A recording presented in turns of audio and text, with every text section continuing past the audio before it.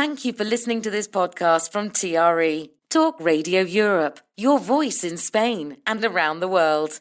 For more information, please visit TRE.radio. Discuss, challenge, inform, comment, viewpoint on Talk Radio Europe. Giles Brown. Live comment and discussion with studio guests. Viewpoint. Good morning. It is Tuesday, the 18th of February. Listen to Viewpoint, Talk Radio Europe's current affairs programme with a panel of invited guests where we discuss the issues of the day with you for the next 2 hours. Obviously, only one big subject that has been breaking over the last, since Friday afternoon, and the J.D. Vance's the American Vice President's quite remarkable speech to the European leaders in Munich, which really set the cat amongst the pigeons. We'll be talking mainly about that today during the next 2 hours, as well as a little bit later on the show, if we've got time. I want to look at what's been happening with the refusal by the UK government on behest of pretty much the British Army Special Forces about allowing ex-Afghan soldiers and special forces to reside in the UK because they're worried about what might be revealed. Plus anything else that is crossing your viewpoint and you want to have a say about. These are the numbers. To contact TRE, please call 952 78 4000. Email studio@tre.radio. Send us a WhatsApp on +34 645 99 67 95.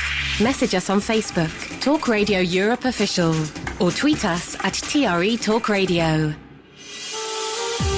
First off, let's have a look at what's making the front pages this morning. The Daily Telegraph focus is on the lack of agreement at the Paris summit on the creation of a European peacekeeping force in Ukraine, highlighting the splits that have emerged over the issue, with Germany, Poland and Spain all signalling reluctance to send troops. Britain, France and Sweden spoke in favour, hoping to put pressure on European allies to step up their support for Kyiv. A UK government source said it was no surprise that different nations held different views about deploying troops. UK defence officials tell The Guardian that even a peacekeeping force of 30,000 away from the front line would need significant NATO support, especially from the US. The paper notes the summit was never intended to reach a definitive decision on the issue, but the consensus had been noticeable on the need to increase defence spending. The Times speculates that the UK might be willing to send 20,000 troops, about a quarter of the British Army, as part of a peacekeeping force, but says other nations would also need to take part if President Zelensky is correct in his estimate that a credible force would need to be 110,000 strong. For the Daily Mirror, whether or not the US walks away from guaranteeing a peace in Ukraine is, as its headline says, a test of strength between Donald Trump and Sir Keir Starmer. The Prime Minister has insisted that Ukraine be allowed at the US-Russian peace talks on its own future. The Daily Express says a survey by Age UK suggests that 3 out of 4 pensioners were left shivering in cold homes last month after the government cut most winter fuel payments. The charity will petition the government today to restore the payments or to introduce alternative measures. The Times has a more details, that the government's independent report on prison sentencing in England and Wales. The Daily Mail says that Conservative leader Kemi Badenoch declared war on what it calls woke ideology during her speech yesterday to the Alliance for Responsible Citizenship conference. And according to the Daily Telegraph, a study by Harvard University suggests that Gen Z and millennials are more likely than other age groups to throw food away before it's necessary. After looking at the habits of 2,000 people, researchers found that the younger generation was most reliant on best before dates rather than relying on a sniff test to see if food was still edible. The study found that older people were better at just using their judgment. From the top today, the top of my paper pile, is The Guardian. Starmer, US backstop vital to deter future Russian attack on Ukraine. The Times, Ukraine needs US safety pledges, Prime Minister to tell Trump. The Mirror, test of strength, PM's Ukraine warning to US. The Metro, the Storm offensive, US to start peace talks with Kremlin. FT, Zelensky will not recognize talks with Moscow that exclude Ukraine. The I paper, Britain braced for more cuts to boost defense spending over Ukraine crisis. The Daily Telegraph, Germany rejects the Prime Minister's Ukraine peace plan. The Daily Mail, Kemi, it's time to get off our knees and start fighting for Western values. And The Express, 3 out of 4 OAPs living in cold homes. And finally, the Daily Star goes on something completely different. Vegan party over as Gen Z going bonkers for bangers. The age of the sausage. And those, for better or worse, are your headlines on this Tuesday, the 18th of February. To contact TRE, please call 952 78 4000. Email studio@tre.radio. Send us a WhatsApp on +34 645 99 67 95. Message us on Facebook, Talk Radio Europe Official, or tweet us at TRE Talk Radio. And I'm joined on the panel this morning by Dr. Jerry Hagan. Morning to you. Good morning, Giles. How are you? I'm very well, thank you. And a welcome return. He's back again by popular demand. And Andres Gallardo. Good morning, Andres. Popular demand? Exactly. Well, I'm happy to see you. Anyway, good morning, Giles, and thanks for the invite. Pleasure is all mine. 952 78 4000. So, panel, quite remarkable on Friday afternoon as the American Vice President J.D. Vance took to the stand at this gathering of European leaders and basically completely blindsided, the great and the good of the European nations with his speech, when rather than saying that, we had shared values with the United States and that we must work together to sort of counter and provide a backstop against sort of authoritarian regimes, went completely off tack. Not expected, and said that the biggest threats to security was not what was happening in Russia, but we should look to ourselves, look at our what's happening in our own countries, particularly the UK, where liberal democracies were suppressing free speech, and it absolutely shook up the European leaders in such a way that they scrambled to have meetings to see what to do next. Panel, your take. I've got a few thoughts on this. Yeah. So, Jerry, we'll kick off with you to begin with. People in the glass houses shouldn't throw stones, is my reply to that. It is outrageous. He should accuse Europe or especially the UK, of suppressing freedom of speech when what's happening in America is appalling. The scientists and medics are scared to speak out because of the defunding that's happening to them. If they say the wrong thing, their funds are taken away. Trump doesn't want them to do research into areas that he doesn't want to be researched, etc. If that's not taking away freedom of speech in a so-called democracy, it's I don't know what is. I think his particular attack on the UK was around a man who prayed outside an abortion clinic somewhere for 3 minutes inside the exclusion zone, and that's what he was talking about. That's one guy, and one he said because of his Christian religious beliefs he was persecuted, but there's tens of thousands of guys in the US at the moment who can't speak freely because of scientists and medics, and Trump doesn't like what they say. I mean, that's one of the things, isn't it? Because that particular case he's referring to is they've put, if you like, an exclusion order so that vulnerable women who are going into these centres don't get picketed by pro-life activists and intimidated, and this is the main thing. And also, he was saying that people Scotland was banning people from praying in their own homes, quote unquote. I didn't hear that. Yeah, one. No, this was another one that he said. How can you do that? Well, I mean, this is worrying. Andreas, what was your take on this one? Well, what we need to look at is the position that Europe has taken over the years in terms of defense and security. We have believed since the collapse of the Soviet Union we seemed to believe that we were going to live in permanent peace. That hasn't been the case because we had the Balkan Wars, 250,000 people died there. So, and now we have the situation that it's nearly 3 years, but 3 years of an invasion of a sovereign country.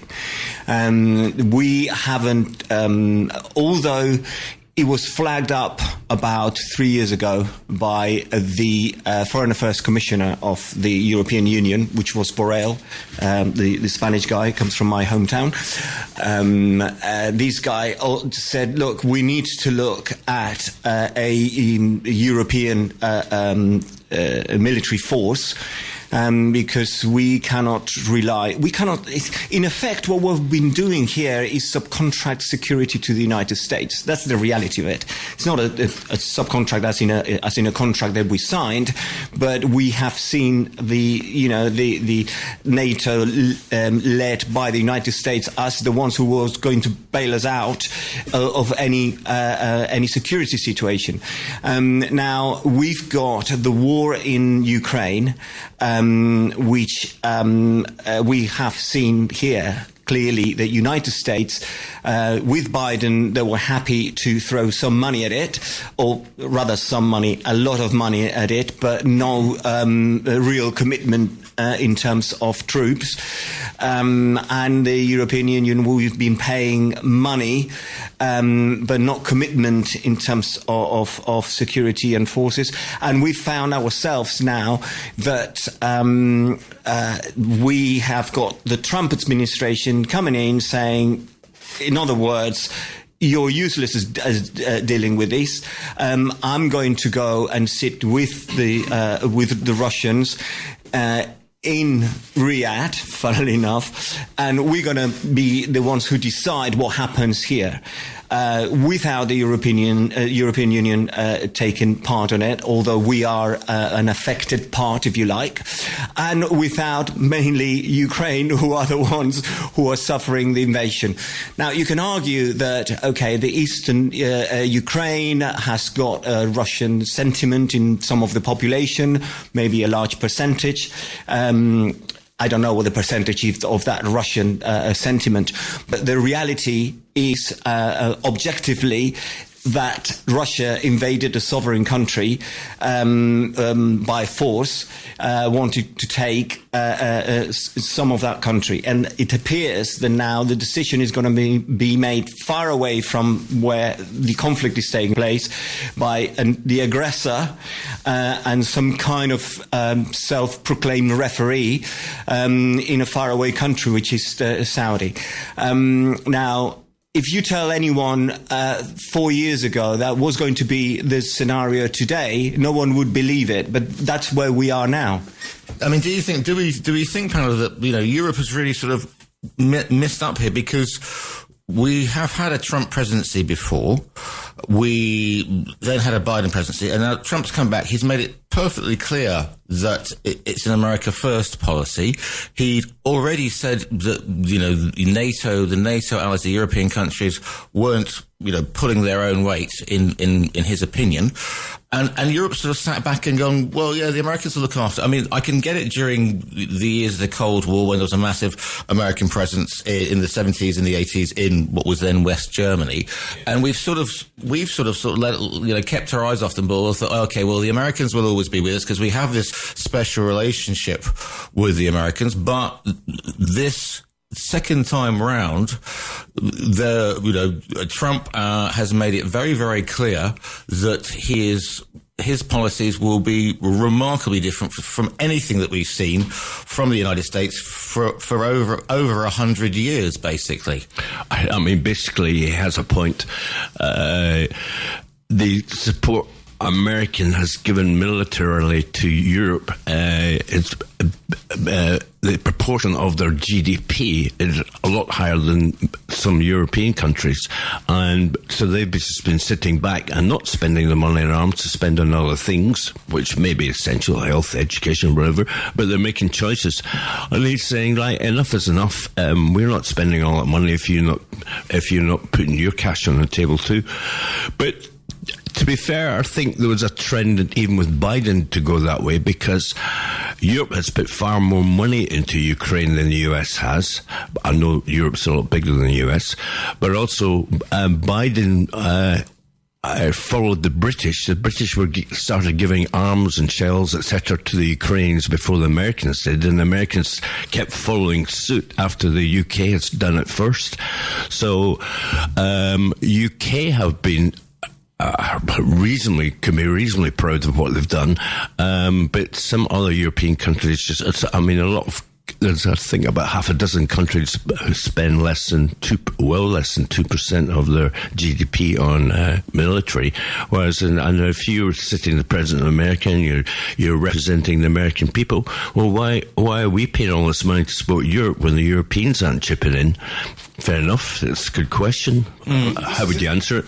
Yeah, this is an argument that has been going on for a long time. In fairness, Clinton raised it, and it's been raised from every president in the United States, saying, look, we are committing this amount of money for a common cause, and not everyone in the club is putting the same amount of money. It's like saying you own the penthouse, but you have to pay for most of the maintenance of the building. And they're going to say, well, no, we'll pay proportionally what is that much, but the rest, they have to, pay the weight. The only thing is the perception of security in different countries is different. Like you got the situation at the moment as it is, the expenditure in armed forces and security.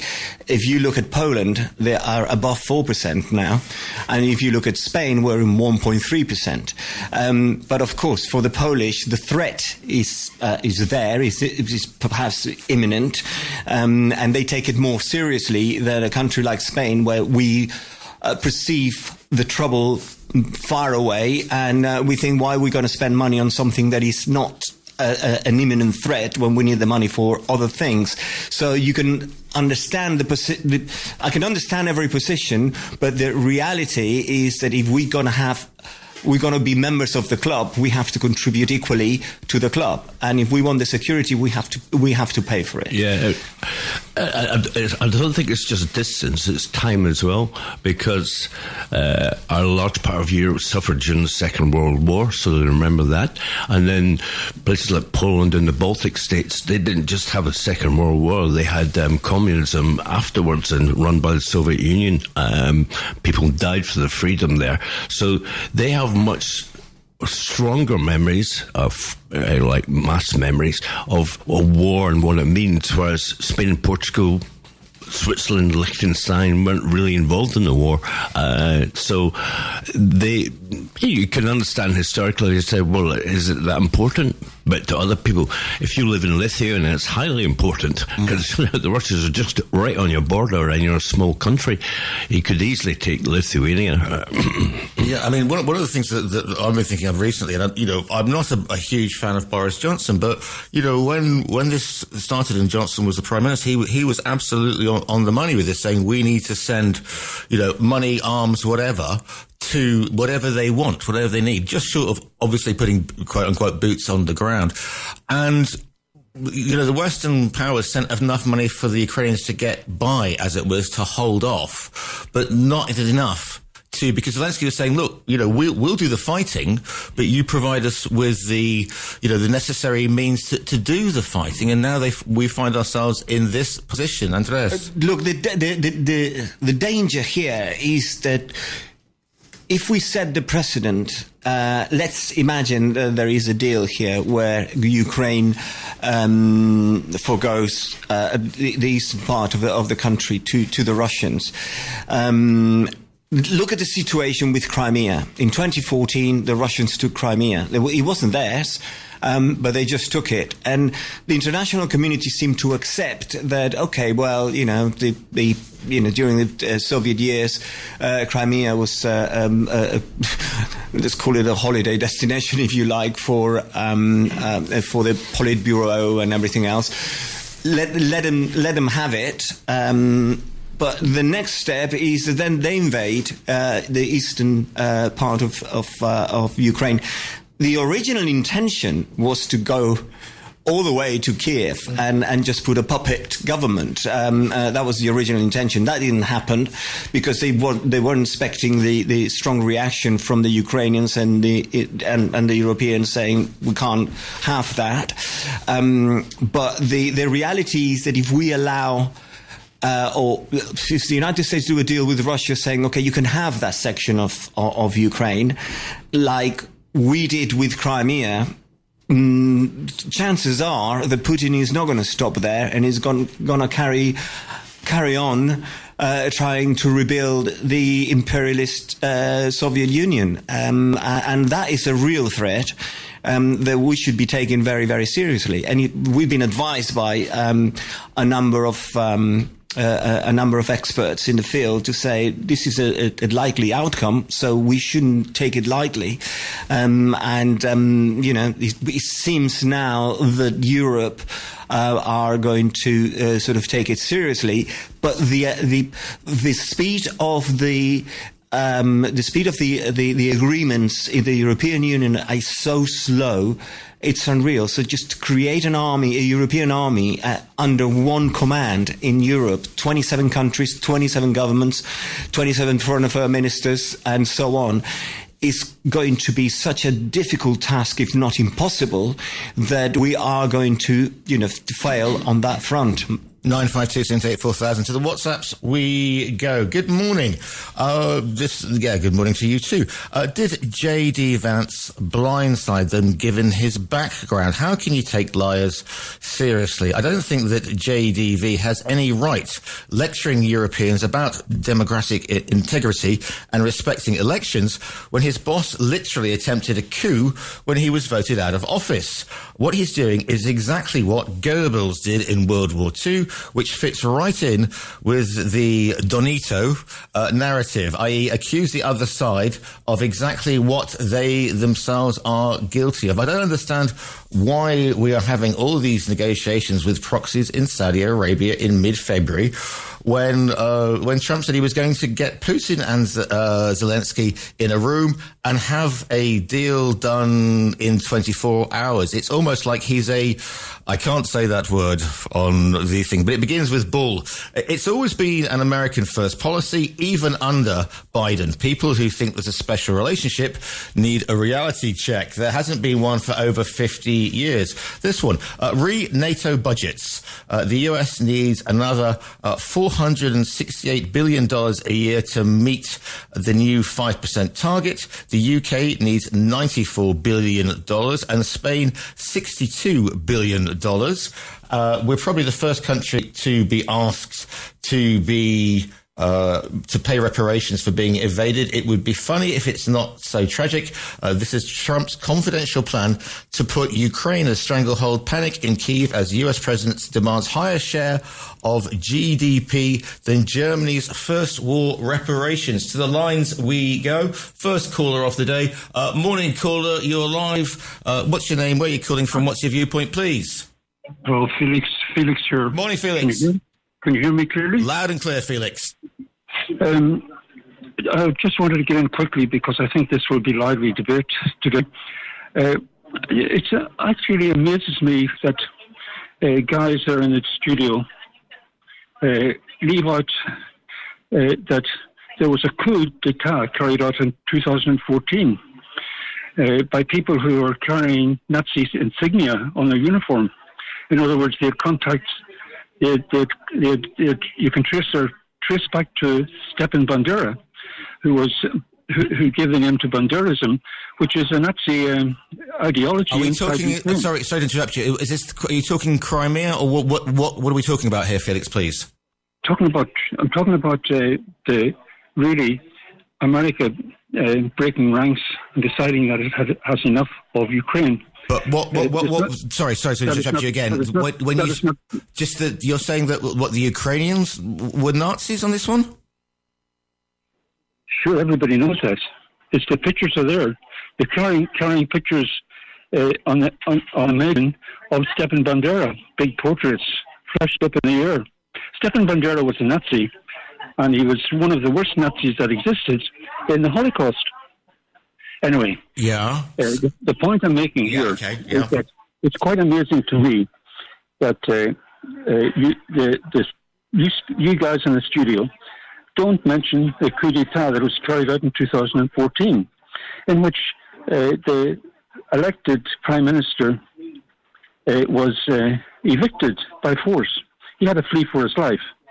The second thing that you don't mention, which is quite amazing to me, even more amazing, is that this war is all about the resistance of Russia to having NATO on its borders, armed with nuclear weapons. That's the center of it. Everything that Russia has wanted was for Ukraine to be neutral. They can be sovereign if they want, but they must be neutral between America and Russia, because Russia will not stand for having nuclear weapons on its border, NATO nuclear weapons on our border, which is what Zelensky wants and wanted. And by the way, there's been a strike by Zelensky on an oil depot coming out of in Russia, but coming out of Kazakhstan, which is part America owned. And Trump is going to view this very dimly, because the Telegraph is saying that Zelensky is very upset with Trump because America is going to take more in reparations for the money that is spent in Ukraine than was spent on a German example of the war. Reparations. So we've got a situation here. We've got a situation here where America is very definitely breaking from this war. It's not going to put any more money into this war, and Europe is a mess, a complete mess. And the situation is that Zelensky is finished. He's already lost this war. And he will be put out of power when the elections come. That's all. But ask me any questions now you want, and I'll answer them. Okay, may I come back to you then, Felix, with respect, okay? Because I'm not going to go off on one, okay? I wasn't going off on anything. No, I'm just saying I'm not going to go off on one, okay? Right, okay. So, you study your history, correct? A bit. Right. So you know the fractured relationship that the Ukrainians have with, obviously, Ukraine, the territory itself, the nation. It was invaded by the Soviets, correct? When? In the Second World War, and then the invading Germans were seen in some quarters as being liberators, correct? No, they were seen by Nazis as liberators. No. They were seen by Nazi people in Ukraine as liberators, and Russia conducted a war against the Nazis, in which they dropped about 20 million people. They lost about 20 million people fighting up those countries like Lithuania and Latvia and so on. These were collaborators with the Nazis that they were fighting against. This is not remembered, that Russia fought against the Nazis and defeated the Nazis. And the Allies would not have defeated the Nazis only for the Russian sacrifice. Okay, I'm with you on that one, absolutely. But you are saying that the Ukrainians are Nazis. Would you then say, in the way that perhaps we had the Nordic nations who had people fighting on the Nazi side, and obviously, Estonians, Latvians, some of their countrymen also got involved in Nazi battalions, but you can't say a whole country is Nazi because of a certain section of it going with the Aryan race theory. Except that the coup in 2014 brought an ultra-right-wing government into power, which was inflicting genocide on the Russian speakers in the Donbass area. Felix. Now, your language on that one. I mean, okay, I'll let that one slide, but... No, don't. I'm prepared to defend it. The UN body, this is a UN body, and it documented that the attacks by this government that was brought in as a result of the coup. You must remember the coup. It was brought in as a result of the coup, and it declared war on the Russian-speaking population. The first law that it declared was to make Russia not a legal language. And that was the first law that they brought in after 1914, after the coup. The very first thing they did was to declare Russia not a legal, but not an official language. That was the point where Ukraine, which is 90% Russian. 90% Russian? 90%? No, sorry. I meant Crimea. I'm getting worked up here. Fine. Please. Yeah. They withdrew from this government in Ukraine as a result of the coup. They were scared because this was an extremely vicious government led by Poroshenko, who declared war on the Donbass and these countries. In Odessa, 50 trade unionists were Russian sympathizing people were burned alive in the trade union building in Odessa. In what year was this? This would be between 2014 and 2020. I'm not sure of the year. Okay. All right, Felix. Andreas wants to come back on a few points, but okay, so stay there. But, thank you for your input here. Okay. Yeah, absolutely. These things need to be checked out. No, absolutely. Absolutely. Now, just to be absolutely honest with you on this one, right, my feelings on this, and you know that a very good friend of mine was killed in the first 3 weeks in the Ukraine war. Yeah. So, and obviously, some of us think that the uprising against a pro-Russian government that was installed in Ukraine is a valid point. So that's where I'm coming from. I'm not shouting you down, okay, on those points. And Andres is going to come back to you now, Felix, okay? Yeah. All right. No, I just wanted to make one point, which is something that I hear repeatedly from different opinion makers. Is that Ukraine was getting too close to joining NATO and perhaps the European Union and so on. How dare they? Russia was to accept that. If we all accept, which I think everybody did, at least during for more than 30 years, that Ukraine was a sovereign country. They can do whatever they want, can't they? They can join NATO, they can join the European Union. Why are we saying, that's not fair on Russia? It's a sovereign country.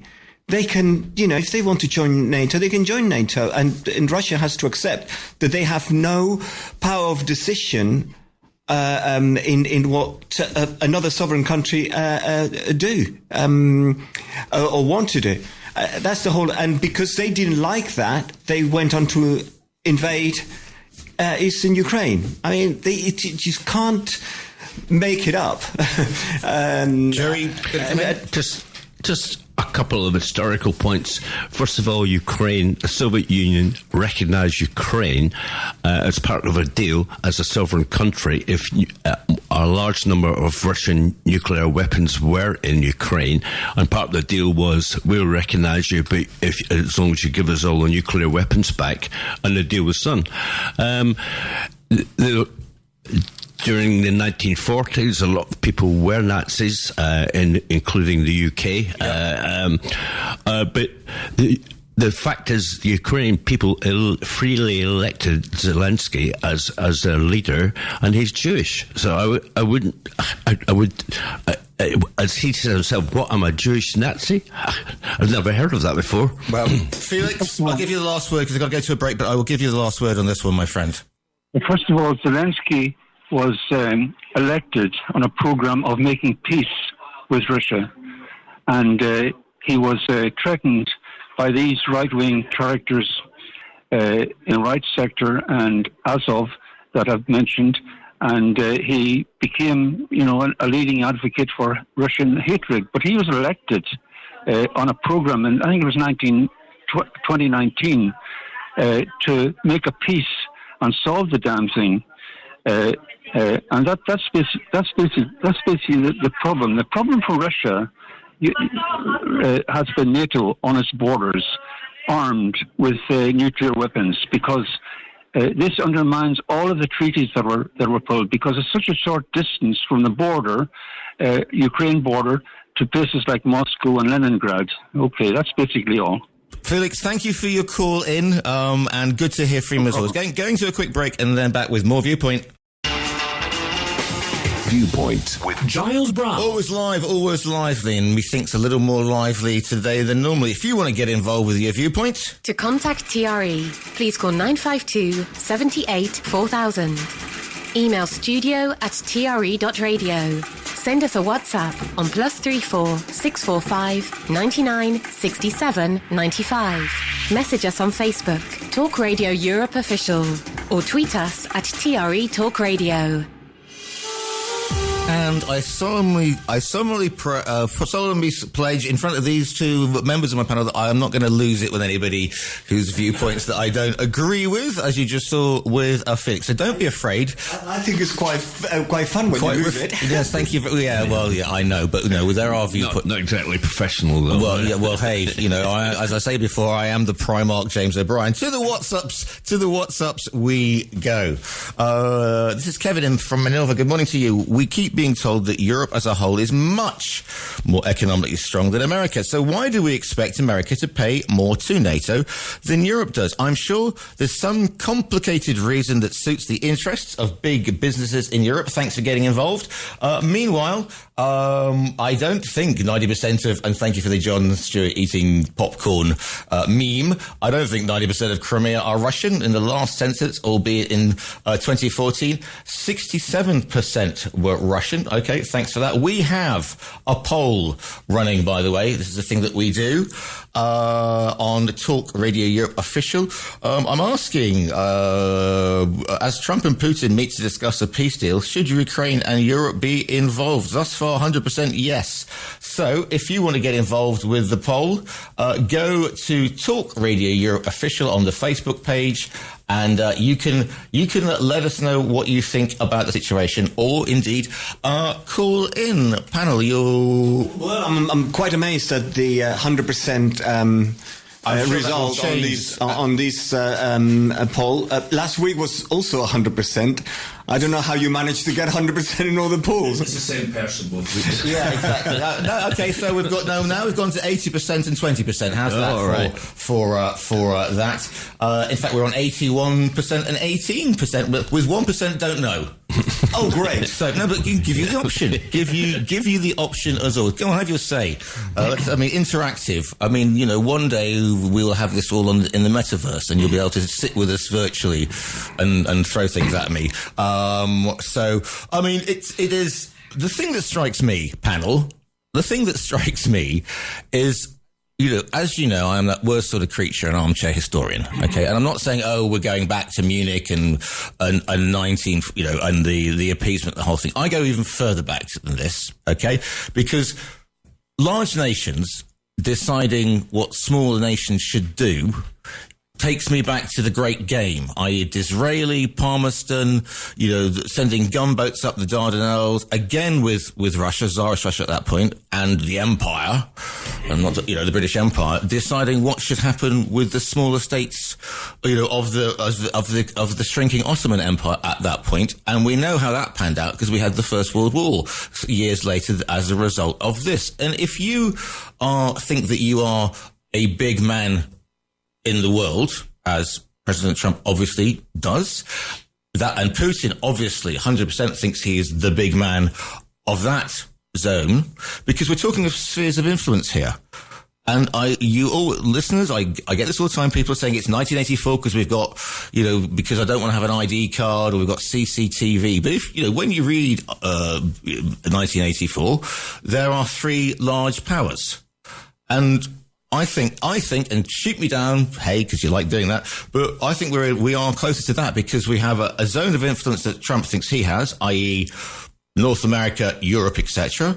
There is a zone of influence that Putin obviously thinks he has, Europe as well, and the huge landmass that is Russia. And then we have the zone of influence that China has. So we have three big powers. And I think that Trump thinks that the way to do international diplomacy is to have one-on-one, face-to-face meetings with just those big leaders. Yeah. Jerry? No, I agree with you. Trying to think any other analogies from 1984 to your theme. Well, double speak, for example. Yeah, and suppression of free speech, etc., etc. But I think in Putin's mindset, he's seeing things from that correctly, as you put. He sees it from a historical perspective that at the breakup of the Soviet Union, what was originally Russia was taken away from him, and the big countries telling small countries what to do. I mean, that's what Britain and France did after the First World War and created the Middle East countries as they are now, and then that hasn't turned out particularly great either, has it? So big people telling small people what to do isn't necessarily a great idea, because basically you're doing by your own weight, your own force, and saying, well, take it or leave it. Well, actually, you can't leave it. You have to take it. I'm telling you. And this is this whole thing with the belief of a strong leader. And okay, so all this liberal talking amongst yourselves has got us absolutely nowhere. And what we need is a strong leader, a man of vision who cuts through the bull stuff, and that's the way we're going to go forward. And cheering from the basketball seats, but that gives me quote unquote the collie wobbles. And Trump sees himself as a businessman, a master of the deal, as he calls it, not like other politicians, and he certainly tries to behave like that. And I think by sending Marco Rubio, whatever his name is, out to Riyadh to do negotiations, I think I'm hoping that's not excluding Europe and the UK, etc., who are players too. That's him just trying to set up the path to a deal and trying to agree with the Russians what are the possible options we have here, and then go back and bring everybody back into it. You definitely can't have any deal without Ukraine being involved. That's just be crazy. That's the big people telling the little people what to do, and Ukraine's not that little. Indeed. To the lines we go. Morning, caller. You're live on TRE. What's your name? Where are you calling from? What's your viewpoint, please? Morning, Giles. Peter. Morning, Peter. Good morning. Right. Come on, and this is a new me. Okay, so as we know, sometimes we don't agree. But I will let you state your case because I'm really interested to see what your take on the situation is, because you obviously have your opinion about what's going on now. So I'm really interested. I was hoping you were going to call in. So let's go. Right. Okay. Let's go. First of all, every time we talk about any conflict around the world, we get onto this treadmill of talking about going through history, talk about 2,000 years ago, 1,000 years ago, who did this, who did that. And everybody can pick their moment in history to start from, and it's organic, so it changes all the time. So that is a waste of time. So we need to talk about today, the facts, what's happening today. And the fact of the matter is, as Felix quite rightly said, and Felix, myself, and one or two others have been saying since day one, there was agreement in place that NATO would not park itself on the border of Russia, which it did. And Europe has been expanding and trying to expand for an awful long time. That was wrong. Now, Russia attacking Ukraine, somebody just said that the sovereign nation of Ukraine can do what they want. Well, Russia can do what they want if you're going to make that argument. Yep. Now, what they did is decided to stop it in its tracks before any other country became NATO, and they were surrounded by NATO armed nuclear-type countries. So Russia, in my opinion, had to act in some way, shape, or form. Now, as you just said, two big dogs. There's three big dogs in this world, and those two big dogs want to see who pisses higher. But they both respect that they're going to get hurt in a fight. So now Europe are picking a fight with the wrong people at the moment, i.e. America. Now, what Trump is doing is cleaning house at home, and he's letting the world know, as a master negotiator, that he's starting at the top, and you aren't going to get a lot of leeway with that man. Now, he will talk directly to Putin and find out what he wants, and vice versa. Now, what people are forgetting, that prior to this, the most corrupt country on planet Earth basically was the Ukraine. They haven't changed. They haven't had an election. And people say, oh, they have a war, maybe they don't have an election. It was an election. It was a Western-forced government where we all know the bit with Biden, and they don't get their money if they don't do it in 24 hours. We all know that now. That was called a conspiracy. We now know that's true. They put in a pro-Western government, and they always wanted to attack or at least get on to Russia's border. Successfully, they did it. Now, the Ukrainian people have been denied a vote. They might have wanted out the war. We don't know. They might have, but they can't have an election. Secondly, millions of people have been affected. Hundreds of thousands have been killed. Families have been destroyed. There's barely a young man left in Ukraine. This is all because of this, and it will go back to the default. That's what's going to happen. We're going to go right back to where it started. Now, also, in the Ukraine, and because he is corrupt, he will bolt off to a European country, live life happily ever afterwards, and it's just the Ukrainian people are going to suffer. That's the problem we got. And also, we have snatch squads on the streets of Ukraine forcing young men into war. There's no conscientious objection. Like I say, the country's destroyed. And as I said before, BlackRock will go in and do their rebuilding the same as they will in Palestine and that. So nothing has been achieved.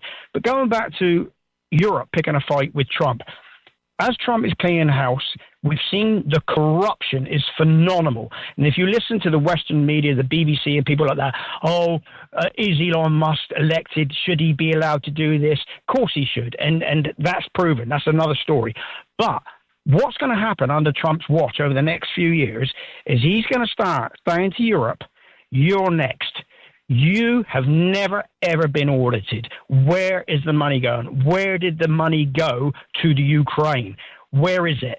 And once he starts saying to these European nations, listen, you want to deal with America, you start budgeting. You tell me where that money is. You tell me when we send the aid out, where it's going.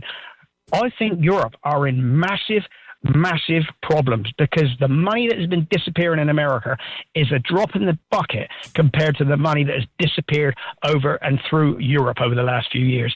So they want to be very careful who they saber rattle with, because there's only one outcome from this, and we all know what that outcome is.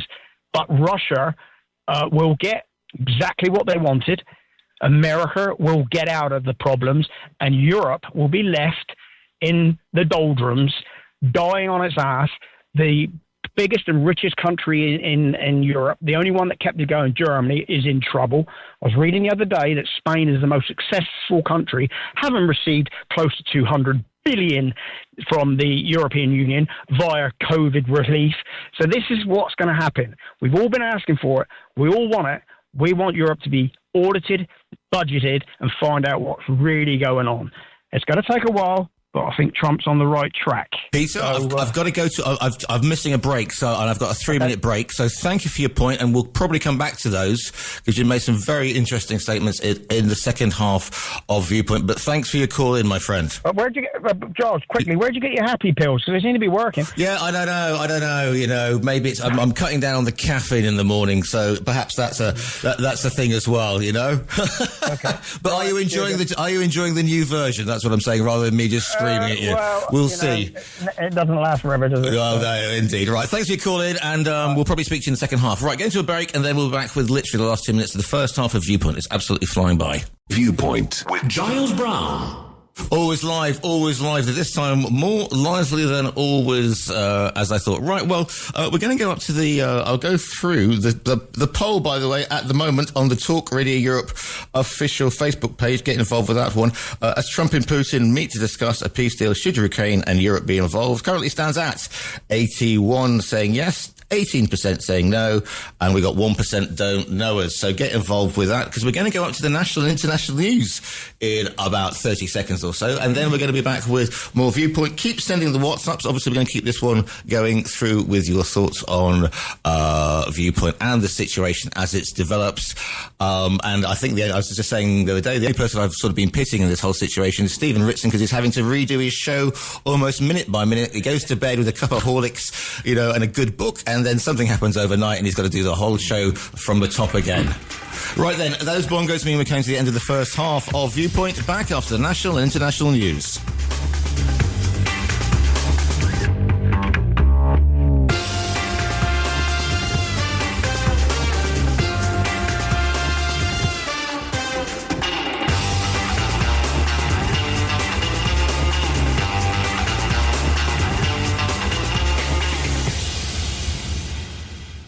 Talk Radio Europe. Your voice in Spain. Discuss, challenge, inform, comment, Viewpoint on Talk Radio Europe. Giles Brown. Live comment and discussion with studio guests. Viewpoint. Welcome back to the second half of Viewpoint. Always live, always lively. This one more so than most. Good to have you with. If you want to get your views across, we're talking the situation in Ukraine with the US and Russia meeting over the world. They're going to be meeting to discuss. They're already beginning peace talks in Saudi Arabia. Your views on this? Excuse me. Joined in the studio by Dr. Jerry Hagan and Andres Gallardo, and the phones go off immediately before I can even go to the WhatsApp. So here we go again. Morning, caller, you're live on Viewpoint. What's your name? Where are you calling from? What's your viewpoint, please? Hello. Good morning. My name is Marcy. I'm calling from Malaga. Good morning, Marcy. Good to have you with us, my friend. Yeah, I can take up historical opinion or political opinion, but I would like just to, in 1 second, talk about my own experience in Ukraine. I have been a volunteer soldier over there 3 times. Okay. The corruption, the personal matters, is that if we put it from personal matters in the bigger picture, well, let us go to the small picture because it starts somewhere. What happened is that when I was 3 times over there, I saw a corruption of uniforms. The uniforms was not reachable. The true weapons that we were going to be handed out were rusty and extremely bad shape from the Soviet era. The real weapons you could find in the black market in the sports boutiques. Okay, the uniforms in question, you could buy them in the Ukrainian safe way. There you could buy them for 500 euros each pair. Right. The shoes that was given out to the soldiers were sneakers, copies from China. However, the real army boots are again in the black market. What I want to say is that the entire corruption of the Ukraine army, the entire corruption of that state is so infiltrated that it put our soldiers, our friends, in danger. And the only soldiers that are respected among the Ukrainian officers were the Americans, because the Americans came with their own stuff. But the Europeans, the South Americans, even South Koreans, and Africans who came fighting there for the International Legion, they were given crap. This is what I want to say. We were given body armors where the ceramics was stolen. You could buy them, ceramics, in Horodok example, between Lviv and the border to Poland. There you could buy everything in that city, from tanks, cars, boots, everything. But you need cash. So cash talks. So that is a little perspective how that country is. Put it in a bigger picture. Yeah. Oh, I don't want to think about it. But this is from a normal, private volunteer soldier who was there 3 times and got out alive. Marcel, Most of my guys. Can you ask you a question, if that's okay, my friend? Yes. You fought in Ukraine with, if you like, the International Brigades 3 times, yeah? Yeah. I mean, why would you put your body on the line to go and fight in Ukraine? What inspired you? Because a lot of people are saying it's nothing to do with us. Obviously, my thoughts on Ukraine, I salute you heavily, obviously. Yeah. But why did you make that decision to go there as a single individual when there's a very strong prospect that you might not come back? Your question is completely good. I give you the right to give that question. I myself don't know why I went. I just felt when I saw the first time when it started for 3 years ago, we saw how the conditions were. We saw the situation, and I felt pity for the Ukraine. I didn't put in politics or something. I just emotionally, I felt my guts. I want to do something, my part. And what happened is that my small military experience was asked for, and knowing also my 5 languages. I speak 5 languages fluently, so I became a translator. What I've also realized that most of the guys that went over there and do something, they want to do something good. They want to contribute in something. They want to feel that they were, what can I do to help this country against an aggression? Because don't forget that regardless what people say about Russians' right and NATO and all that, it was an aggression against an independent country. And many of us who went over there, most of us in the beginning, went over there because we have family members from the past, 80 years ago when there was Second World War, and we remember the consequences of aggression. This is what happened when I realized that. Okay, on the 3rd year, those guys had died or disappeared or went home. The new wave of volunteers, soldiers in this international legion and other battalions, because most of the foreigners do not end up in international legions. They end up in battalions, in different Ukrainian battalions, and disappears from the view, where are the foreigners? That is the truth. Okay, most of the guys that comes today, they come from South America, Africa, and some Asian countries, and they do it for the salary. If they stay behind the enemy lines, so staying behind the front line, they get 600 euros monthly. If they are on the front line, it's 1,200 euros. If they are further into the front line, they will get something about 2,800 euros, depending. But what happened is that most of those guys will never receive any payment because the officers keep the money for themselves and shooting away the guys into the meat grinder, meat grinder, and hope they will die. This is the perspective of South American soldier from Colombia or from Argentina in the front line of Gobiansk, where I was, is 30 days. After 30 days, they are dead. I have been standing 2 weeks intensive training, have my best friends in my life, and next day, they're all dead. I have been driving out there with a white flag and picking up body parts of these Colombians to a black bag. And another thing is that if an American die, or British die, or even Swedish, they are transferred to their countries. The South Americans, the Asians, also third world countries, if we say so, the poor countries, these poor guys, you know what happened to them? They are just ending up in a mass grave. Nobody cares about them. Andres has got a question for you. Yeah, just a very quick question, if you allow me, please. Who financed your personal contribution there? The Ukrainian state. I mean, you're going there to recruitment center. There is one in Lviv. You go up there and said, everything starts with a communication by signal or by WhatsApp there is a recruitment system in the process. And then you make an appointment. You go up to the office in Lviv or another big city, but most of the time in Lviv. And there you meet,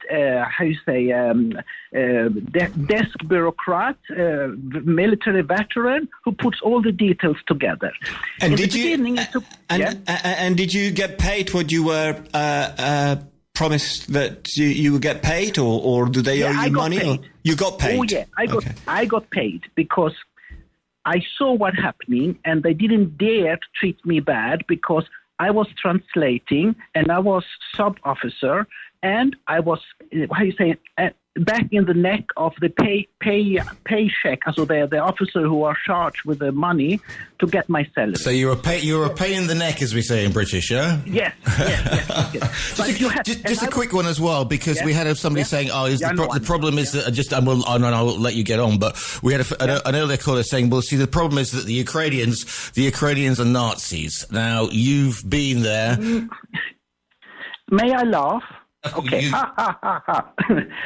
I didn't see one Nazi. Those Nazis they were speaking about was called Azov Battalion. In the beginning, there was some romantic, nostalgic freak outs that had their own battalion. Meanwhile, in the process of war, real soldiers came into that battalion and became more and more professional. That Azov battalion do not exist anymore. They disappeared. Nowadays, the new Azov battalion are the elite, the elite troop of the Ukrainian army, the best ones. But the Nazis, the worst Nazis you can find, in fact, if you want to know the real Nazis, are the Russians, because the Russians have new Nazis. And many of those soldiers in the Russian army who came from the prison, because Putin put in prison inmates on the front line, many of them have Russian Nazi symbols on them. There you can find them. So I have said what I have to say. You have said what you've said. Listen, thank you so much for your call. One of the reasons I love doing Viewpoint is the fact that we get surprising calls. You're always welcome to give me a call if you want to speak more about how it is for the volunteers, because nobody is listening to us. I have been trying to write to my Swedish Foreign Affairs.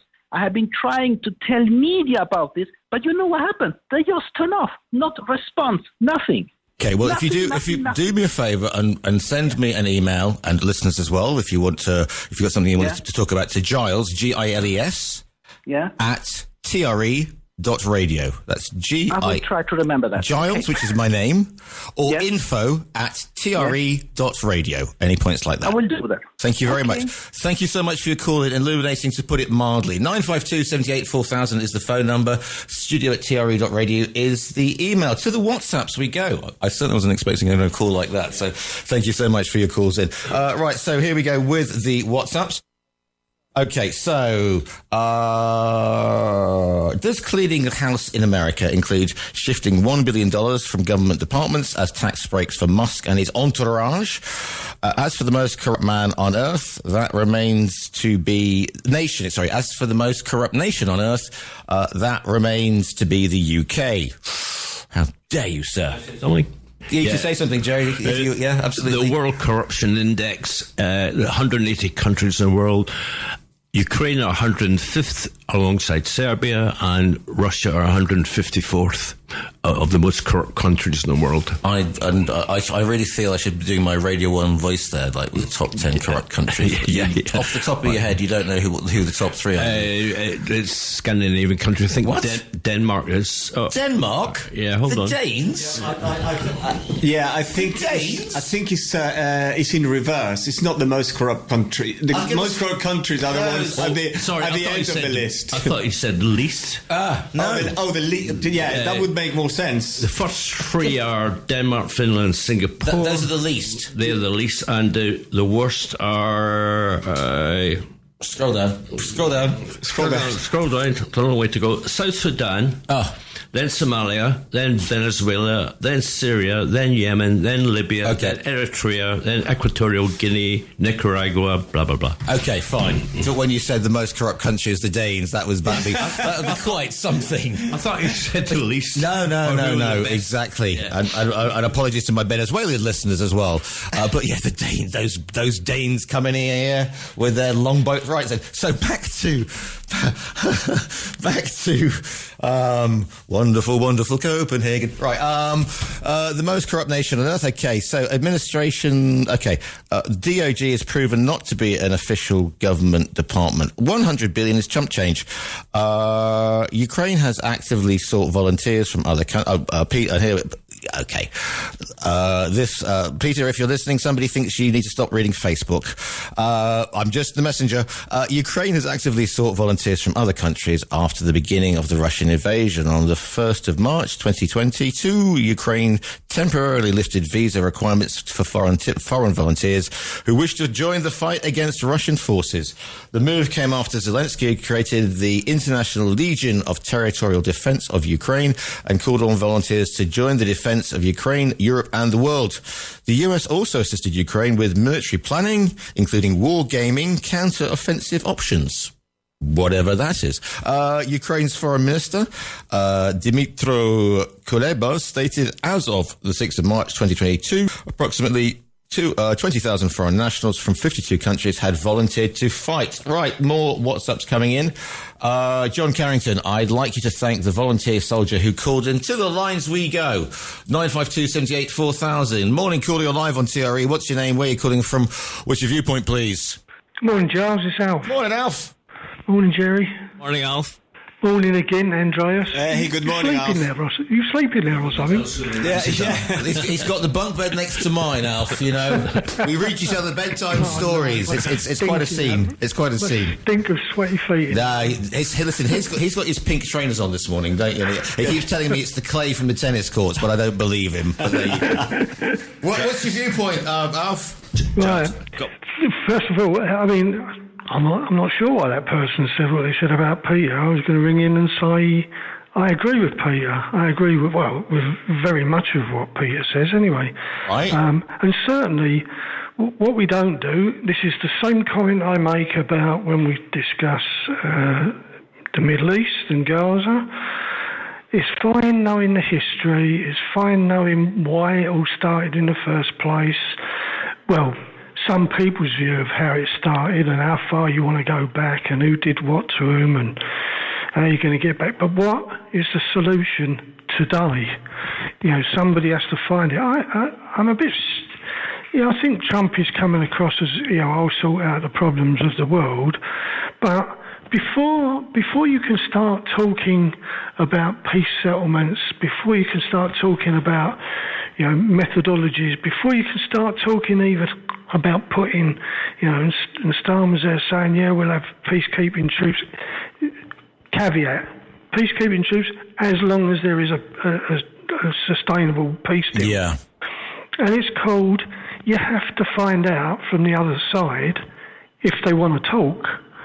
So what Trump has done, if for nothing else, is gone to the Russians and said, are you really prepared to talk about peace? I.e., we don't want just these chit-chat things that are going to go on and then you change your mind every 2 seconds. Do you really want to talk about a peace settlement? Never mind about the outcome. Are you serious?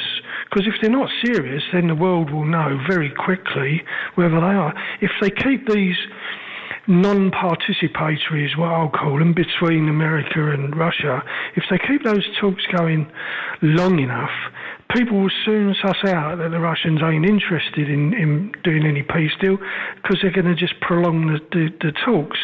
But even for the size of Russia, even for the harshness of Putin, you know, when you've lost 1 million people in your country, it soon gets through to the people, however many, you know, million, billion people live in Russia, it's still hurtful to the country. So I'm not sure where they are, but if they do want to talk real peace, I mean, the last person they should have sent is that the big guy, as they say, who just says in Europe should stay out of it, they're the cause of the problem.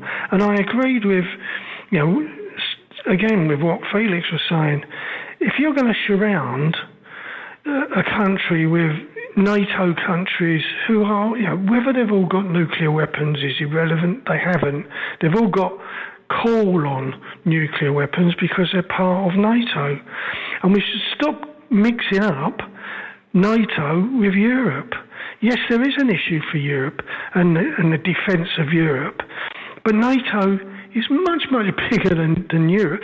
Canada's one of the countries, for example, you know, the country that Trump is trying to I don't know what he's trying to do with them, but he's trying to, squash them, know your place. They don't put in 2% or whatever it is. Loads of the countries don't put in their money. And it is, if you mean what you say, then you've all got to up the standard. And it's all well and good for Starmer to say, oh, well, we'll get there, we'll be the lead. But as is always, we're the lead and have been. It might be on a much smaller scale today than it used to be, but we've always been the lead in sending troops into conflict zones for peacekeeping. We've always been the ones who have sent troops in for more than just peacekeeping. So on all of those things, we should just remember, NATO is about North Atlantic Treaty Organisation. It's about the whole of the Western world. When we talk about Europe, our problem is that all of the ex-USSR countries that then joined NATO, surrounding and then on top of that, what we'll do is we'll poke Russia in the eye. Finland, who remained not neutral, but Finland, who remained on the outside of NATO all of the time, all of a sudden join NATO, and you go, why are they joining NATO? They've not had that problem before. If they feel Alf, can I stop you there? Yeah, sure. Okay, are they sovereign nations or they're not? Well, Finland, of course they are. And what about Lithuania? And what about Poland? Oh, no. Listen, are they sovereign nations or not? Because if they are, and they choose to join NATO, hold on a second. Let me just finish, and then you can go off. If they are sovereign nations and decide to join NATO, why are we saying you cannot join NATO because the Russians are not happy? It's nothing to do with Russia. If they decide to join NATO, it's because they want to join NATO. Look at what's happened to all the Eastern European countries. They all have flocked towards Europe, towards the European Union, towards NATO, because they are now prosperous nations. If you go to Poland and get out of the airport, you look at the motorways. They never had that before under the Soviet influence. They were poor as poor one can be. Now they're prosperous nations. They're doing well. They are, the living standards are better, and that's because they've joined the European Union. That's because they're part of NATO, so they feel more secure. And you're now telling them you're sovereign nations, but you're not allowed to do this and the other because Putin doesn't like it. I'm sorry, Putin doesn't like it. He can sling his foot. He can put it off. No. Andreas, you're missing the point. NATO wasn't set up to oppose the Russia of today. NATO was set up in defence of Europe against Russian aggression after the Second World War. The Second World War ended years ago. The Cold War ended years ago. Spain didn't even join NATO until after the Cold War had finished. So, come on, get things in perspective. All of these countries have joined, yes, because they feel safer. They all feel safer because they don't want to be attacked by Russia.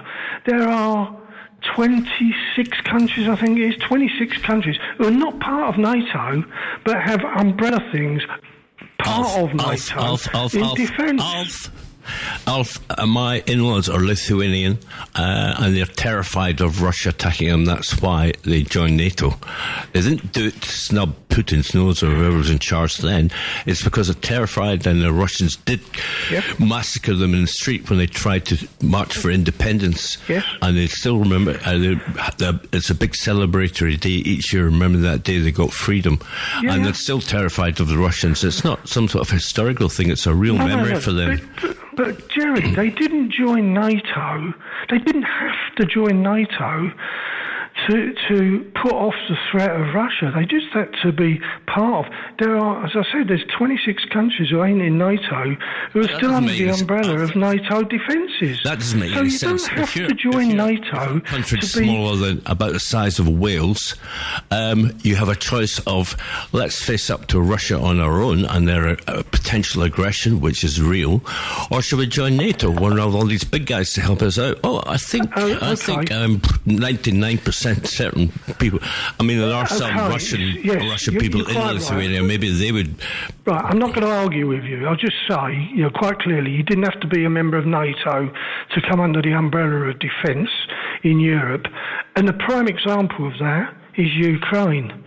2014, Crimea, Russia went in there, Europe did nothing. NATO never even mentioned a murmur. Nobody was talking in 2014 about increasing defence spending and all of that. None of that happened when Russia first went into it. And the argument was, if you listen to them earlier on, and it wasn't about Crimea being some holiday resort for the Russians. The Crimea was the naval base for the Russian Mediterranean Naval Force. It's the opposite. Remember that third of the year they're locked in icy water, so they can't get out. So they needed the warm water places. They did a deal with Turkey. They've always had a deal with Turkey about their navy. Crimea was their biggest naval place in the world, not just in Europe, in the world. It's enormous if you've never understood it. And they were never going to let Ukraine, because of whatever was signed, they were never going to let Ukraine ever be in a position to go to the Russians and say, you can't have this naval base any longer. It was never going to happen. So if you understand that... Crimea was a mistake, the international community mistake. Allowing Putin to take Crimea was a big mistake, because that's what brought us here today. They never allowed Russia to take Crimea. That's not history. Russia never left Crimea. The Russian naval base has always been in Crimea, even when Ukraine was given its sovereign nation state. So the Russian Navy was based in Crimea. And they just sort of took the bits around it. Listen, there is a naval base in Rota. There is American. That doesn't mean that Cadiz is American. I was about to say that. In Rota, down the road here, there's an American naval base. That doesn't make Cadiz, an American province. No, but it's a naval base from the Americans. If that was the only naval base that the Americans had in the Mediterranean, they would fight tooth and nail to keep Spain from stopping them using it.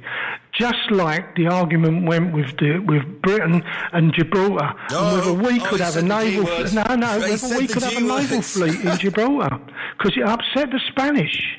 Understand, this is what happens in the world. It's not just simply blocks of... Anyway, I'll go back to my original. All right, well, I've got lots of stuff coming out. You were surprised by that guy, and I was as well. The guy who said he fought in Ukraine, well, wow, that was something else.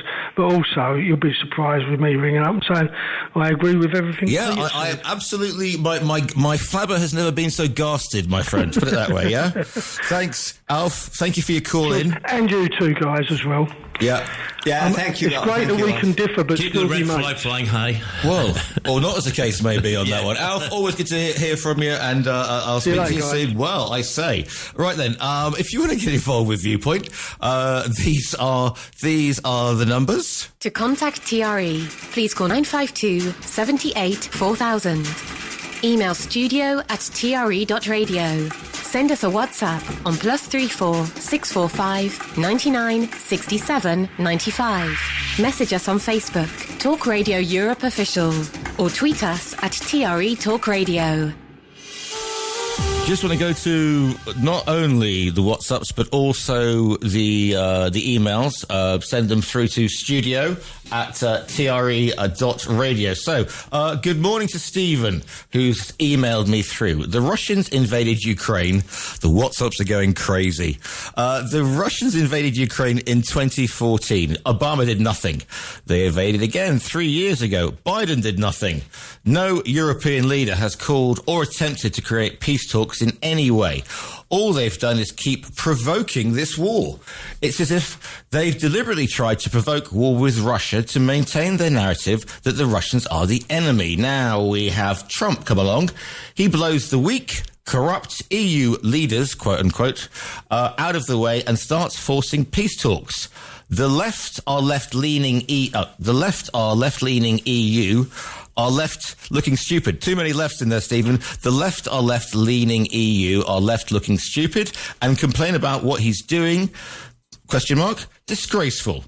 The EU have had 3 years to call for peace and have failed miserably to do so. Trump is dead right when he says the left-leaning EU needs a war to cover up for their incompetence and corruption. They are still bleating about Ukraine joining NATO, which is against their own promise, not to expand eastwards towards Russian borders. The quicker the EU folds, the better. That's from Steve Laws. Okay. I'm going to have to get a double dose of my happy pills on that one. So let's go back to some WhatsApps, which is +34 645 99 67 95. I've got to get 2 ad breaks in as well. When it comes to language, we have to consider Russia stalling moving in Russians and trying to lose the Ukrainian language. That's from Peter. Morning, Joe. Giles says, Steve sends me 3 cafe solos. Absolutely, virtually. Thank you. That's the most sane thing I've had all day. Okay. Oh, dear. Do I have the name for this one? Jane. Morning, Jane. Oh dear, Peter has swallowed the propaganda. Sounds very anti-EU, but enjoys all the benefits that being a member of the EU has brought to Spain. Would you like to be under Russian control? I doubt that very much. Okay. So, Andres is right. Stephen Ritson is listening in. And Stephen, I'm looking forward to your show. Andres is right. Spain joined NATO in 1982, excuse me. Spain joined NATO in 1982, not after the end of the Cold War, as Al suggested. This one in from Ian. Darn good debates and illuminating phone-ins today. Yeah, and right then. So here we go. So the corruption index doesn't show top bottom. Okay, so the corruption index doesn't show top to bottom corruption that is rife in the UK. Okay, I'll agree to disagree with you. Even an expert on the Italian mafia states so. Peter, okay, so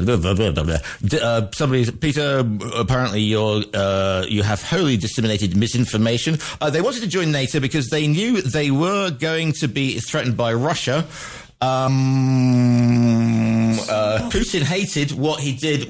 Putin hated what Gorbachev had done in 91. Hence, what he's done in Ukraine, Georgia, etc. Since 2006, the goal has been for each country to spend at least 2% of its gross domestic product on its own defence. In 2014, a NATO declaration said that countries not meeting the goal would aim to move towards the 2% guideline. Sevastopol has never been Russian. Used to be the Soviet naval base, then Ukrainian, and you have a lot of idiots there, but Viewpoint seems to attract them. Morning, call, you're live on TRE. What's your name, where are you calling from, what's your viewpoint, please? Good morning, it's John in Benavista. John in Benavista, how are you? We're very good. Right, I'm just going to take another happy pill because obviously, here we go. Yeah, get ready. Off you go. I'd just like to agree with most of your previous callers. I think they're bang on. And I like what Trump is doing. Thank God somebody is attempting a path to peace.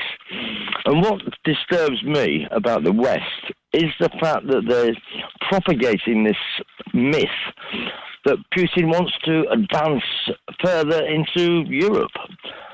He's quite clearly stated that he has no wish to invade Poland or anywhere else. He went into the Donbass region for obvious reasons, because the Donbass people were being persecuted. And there was also the rumour, like most conspiracy theories that eventually proven to be fact, that the West had biological laboratories right on the Russian-Ukraine border. So that was it.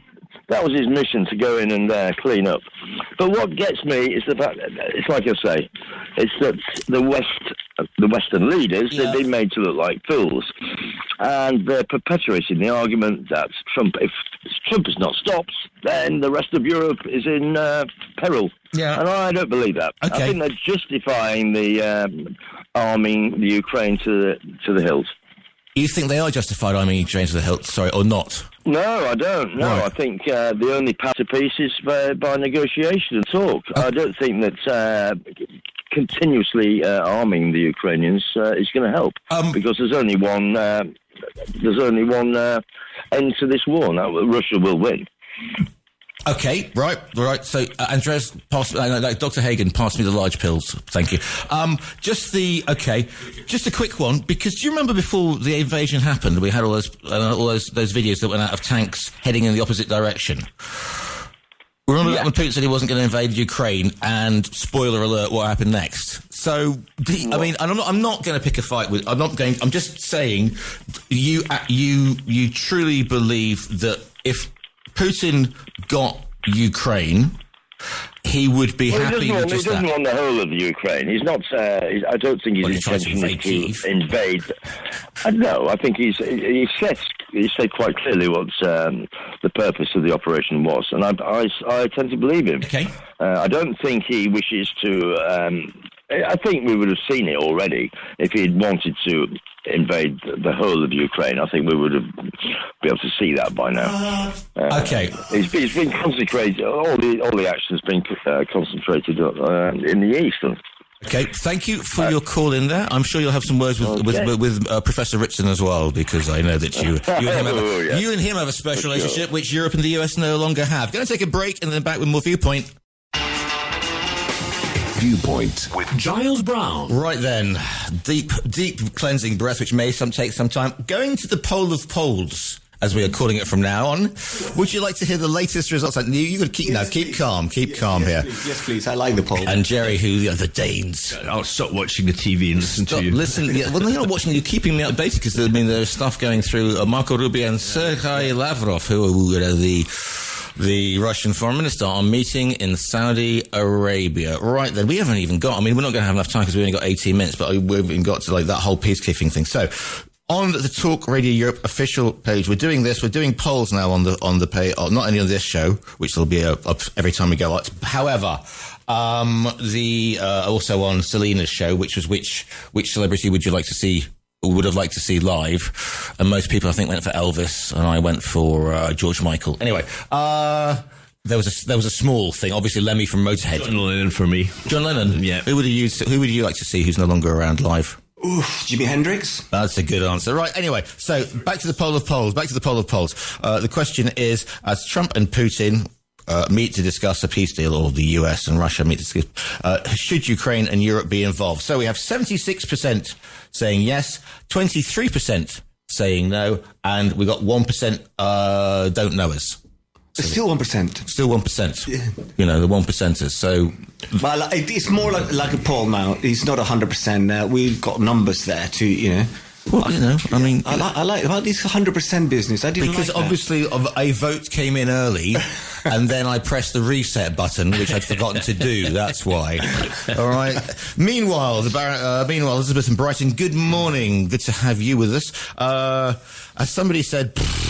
She said it's PHHH, which as somebody said, Putin speaks the truth, but only by accident. Stay safe. I am getting even more happy pills to get me through that one. Other stuff coming in on the WhatsApps, looking at through the WhatsApps. Okay, so what we have, and WhatsApps thus far. Good debates, blah, blah, blah. Andres says, okay, so, Viewpoints, okay. 3 in a row, okay. Ask Jonathan how many rubles he gets a week. Okay, thank you very much for that. So, everyone speaks the truth, but just some people do it more often than others. Oh, that's like Terry Pratchett saying all mushrooms are edible, but some mushrooms are only edible once. Yeah, no, they only eat once. Yeah. Andreas, take a deep breath. I'm breathing. Just one point from a previous WhatsApp. This gentleman was saying that Trump is the only one who has attempted for a peace deal. That's not true, actually. The European Union have been trying from day one to take the diplomatic route, not very successfully, but not successfully for one reason and one reason only, is they said on the negotiating table that Zelensky should be in the same negotiating table as Putin. Putin wouldn't agree to that. He doesn't see Zelensky as someone who he should be negotiating with, because he has no right to be there, which is the wrong attitude if you want to get to a peace settlement. Trump has agreed to do a peace negotiation talks without the the most important party here, which is the one who's been invaded. As I said at the very beginning of the program, this is just like no one would have believed that 4 years ago if you said that now we've got in Riyadh the United States and Russia deciding the peace deal that should be implemented in Ukraine without the Ukrainians having anything to say about it. And that's the reason why the European Union have failed to this point to reach a negotiating table because they insisted that Zelensky and the Ukrainians should be represented in it. Here's the thing, because also the other thing is the fact that Putin might say to Trump, okay, peace deal, because I stop where I am at the moment. Okay, Ukraine can have what they've got. We keep our, Donbass is now Russian because there is a majority of Russian speakers there. Just let me, Trump's already sent somebody over to get the mineral rights for Russia, which is because he sees everything as a deal. Let's not beat around the bush. Trump's gone in very, very quickly. Can do. Forget the negotiations, forget the subtleties. Yeah, this is the deal. Okay, so he's dealing with the top man. Okay, Putin, right? What is to stop Putin going, yeah, okay, fine, we'll do that, but obviously 3 or 4 years, rearm, reboot, learn the lessons from before, and we go again. And this time we've learned. And this whole thing about peacekeepers, which is a fluffy term, and Spain knows all about peacekeeping. No, it does, because look what happened in Afghanistan. The Spanish troops who were, Afghanistan, correct me if I'm wrong, Iraq as well. Aznar put Spanish boots on the ground. Yeah. Spaniards were killed. Spaniards died. Yeah. Lebanon. Yeah. Exactly. Right. So, they're all peacekeepers. It sounds great until somebody chucks a huge bit of metal at us. They're a peacekeeper until... So we got 20,000... Say we got 20,000 British troops in the border of Donbass, and some Russian decides to, whack a bit of metal over there, and a peacekeeper gets shot, and suddenly it all kicks off. And then we have British troops or French troops or wherever they're from firing on Russians. And that, boys and girls, is a whole new... Just for accuracy, you couldn't have 20,000 British troops there because we don't have enough troops. Because if you put... Someone's talking about 10,000, that's a push, because if you want 10,000 in there, you need another 20,000 behind. 10,000 who are resting and 10,000 preparing, and then going, and it's a rotating cycle. It's like you need 3 nurses to work 1 day shift, 24 hours a day. So it's the same idea. So you need 30,000 troops, just about 10,000 in there, and we don't have enough troops. We have enough troops, but they have to be taken away from somewhere else where they're needed. And the thing is with that is because everybody's been saying, for the British Defence Reviews have been saying for 30 years or 20 years, the next war is going to be fought in cyberspace, etc. So we're going to do this, and guess what happens?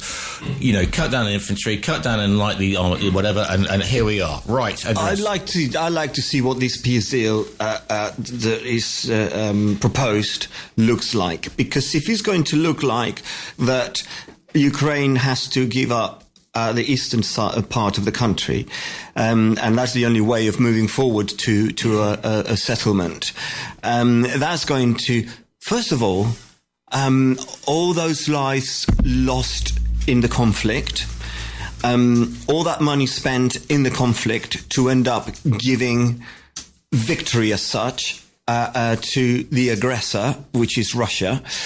That doesn't seem to me a good settlement. And secondly, now Putin would be thinking, okay, I got away with this one. What else can I get away with? And no doubt he's the kind of nationalist, imperialistic mind that will go for more. So we are just giving wings to something that we want to avoid. The corollary is also true for Putin. If whatever deal happens, if he hasn't seen by the Russian people as having made some significant gain, what was the point in all those millions of lives, all the and all that money just to get an area size of Wembley. I don't know, whatever. Yeah. But the way that Russians have always fought wars is meat grinder, is fling people at it more and more, and the whole thing. I've got to go to a break, and then we're going to go back and we're going to have the last 6 minutes of Viewpoint. So buckle up, and here we go. Viewpoint on Talk Radio Europe with Giles Brown. Always live, always lively. Did you just say ye gods? No. Oh, okay. I thought you said ye gods. Okay. I don't know what you want. I'm not going to go there. So if you want to get involved, we're into the last 6.5 minutes of Viewpoint. These are the numbers. To contact TRE, please call 952 78 4000. Email studio@tre.radio. Send us a WhatsApp on +34 645 99 67 95. Message us on Facebook, Talk Radio Europe Official, or tweet us at TRE Talk Radio.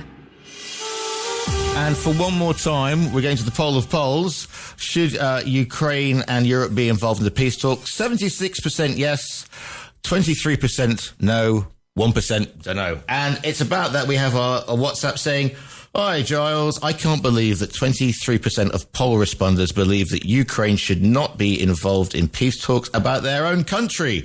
I wonder if they would feel the same if it was about the UK." Meanwhile, an email, a WhatsApp about useful idiots phoning into the show. Well, no, I'm the only useful idiot on this show is me, basically, because I can push the buttons and whatever else. So yeah, let's not get personal about this. All viewpoints are equal. Are valid. All viewpoints are valid, but some are, to quote George Orwell again, but some are more valid than others. Yeah. Right, 4.5 minutes before we go over to Stephen Ritson. Andres, you've got the look of a oh no, Jerry. Yes, Jerry, come on, you're waving your hand in the air. Slightly stepping aside, an interesting fact to take away about recent research shows that the birthplace, Ukraine is the birthplace of all the peoples in Europe. That's where we all came from. From the steeps. From Steps. From Steps, not the band, Hannah. No. But so we're all Ukrainian if you go back long enough in history. Okay. All Europeans are. I don't mean Africans. Good afternoon to our listeners in the Philippines. Yes, indeed. No, but this is. I mean, we can joke about it. One of the things that we have seen, and again, I remember getting these calls on Viewpoint about when, and I'm going to drop the B word, Brexit. When Brexit happened, a lot of people were saying sovereign nation, okay? And also because they're going to create a European army, yeah? And Zelensky said on Saturday after J.D. Vance's thing, which threw a complete grenade in the works, we should look about creating a European army. And my alarm bells went off. And then Starmer and Macron meet and they say we're going to want to do something. I mean... I know you're saying 27 nations, it's never going to work. I just find it very worrying, and the interference and chaos it's caused. Exactly. And who takes the lead? Say you've got an behind army. the scenes intrigue and money. Where's all that money gone? Yes, etc. Yeah. But I mean, it's just this. But it profoundly, I think. Right, listeners, I think this whole thing profoundly affects two things from this to take away. And I'll use Brexit again because Keir Starmer is saying that, he wants to talk to Trump, and Trump's going, yeah, you can come and see me. I don't know what you talk about.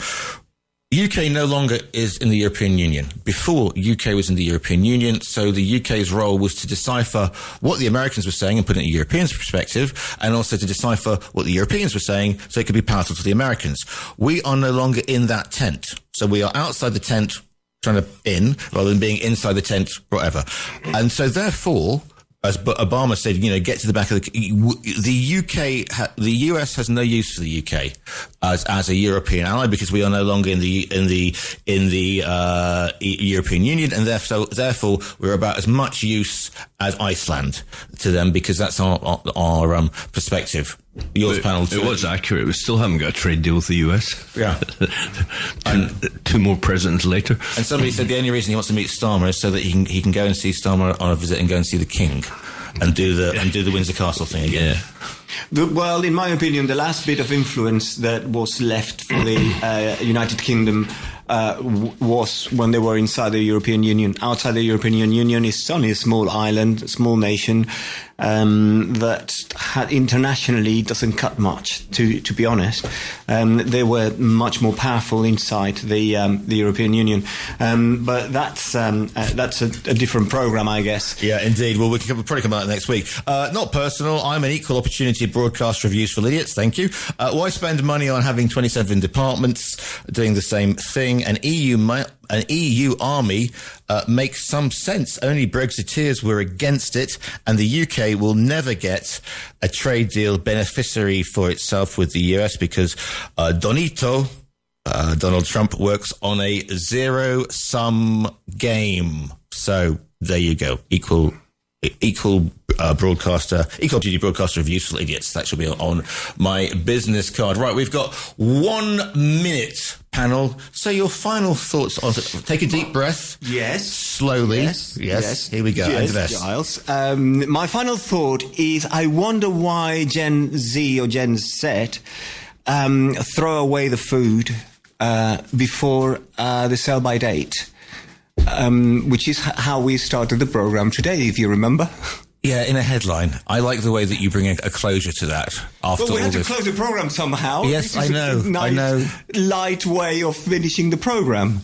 What do you do you check your labels? I have to say, I do check the labels. I check the dates. Yeah, the labels, but there's a difference.